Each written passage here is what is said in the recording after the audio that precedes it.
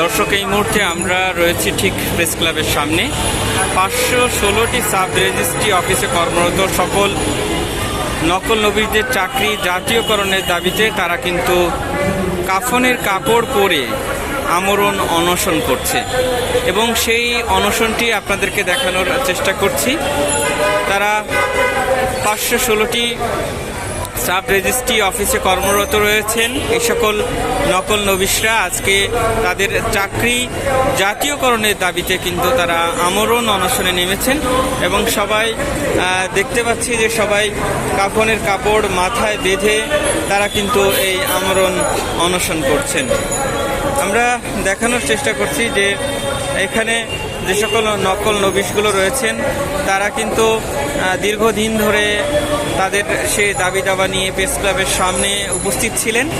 আজকে আমরা দেখছি কাফনের কাপড় মাথায় বেঁধে তারা কিন্তু এই মুহূর্তে ঠিক প্রেস ক্লাবের সামনে অবস্থান করছেন এবং এ সকল নকল নবিশরা বলছেন যে তাদের চাকরি জাতীয়করণ না করা পর্যন্ত তারা এখান থেকে যাবেন না, এমনটি কিন্তু তারা বলছেন।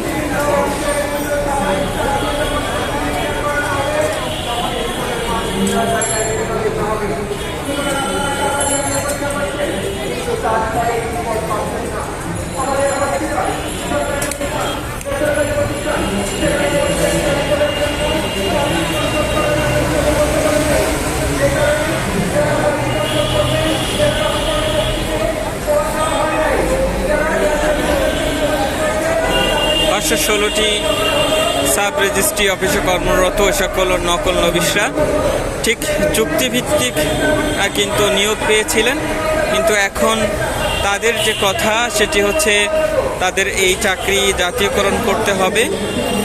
তাদের জাতীয়করণ না করলে, তাদের চাকরি জাতীয়করণ না করলে তারা কিন্তু এখান থেকে যাবেন না।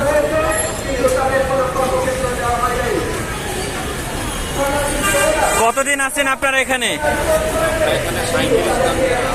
37 দিন। কি জন্য কাফনের কাপড় পরে আছেন?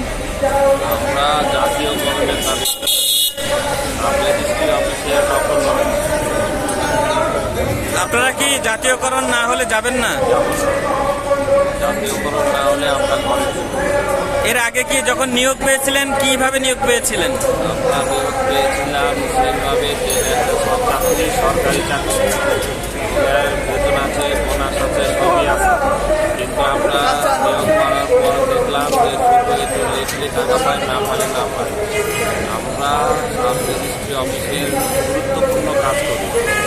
আমাদের যে কাজের জন্যে জনগণের কাছ থেকে টাকা নেওয়া হয় সেই পরিমাণে আমাদের টাকা দেওয়া হয় না।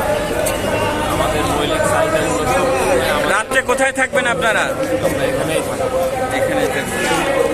আমরা যে সকল নকল নবীদের আপনাদেরকে দেখানোর চেষ্টা করছি তারা এখন পর্যন্ত ঠিক প্রেস ক্লাবের সামনে আমরণ অনশন করছেন এবং একজনের সাথে আমরা কথা বললাম, তারা বলছেন আমরা যেভাবেই নিয়োগ পাই সেটা বিষয় নয়, তাদের বক্তব্য হচ্ছে তাদের এই চাকরি এখন জাতীয়করণ করতে হবে, জাতীয়করণ না করলে তারা এখান থেকে বাড়ি ফিরে যাবেন না। আমরা জাতীয় প্রেস ক্লাবের সামনে থেকে আপনাদেরকে দেখানোর চেষ্টা করছি যে এখনও পর্যন্ত তারা আমরণ অনশনে রয়েছেন এবং আমরণ অনশনে তারা দিনভর যেমনটি অবস্থান করেছিলেন রাতেও এখানে তারা থাকবেন, এমনটি কিন্তু আমাদেরকে বলেছেন।